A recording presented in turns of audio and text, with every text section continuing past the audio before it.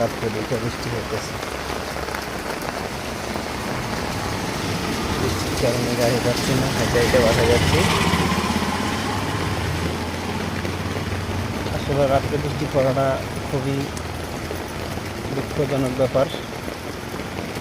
অনেক রিক্সাওয়ালা ভাইরা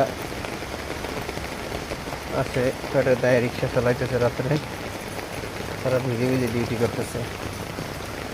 এই জিনিসগুলো দেখলে অনেকটা কষ্ট হয়, খারাপ লাগে।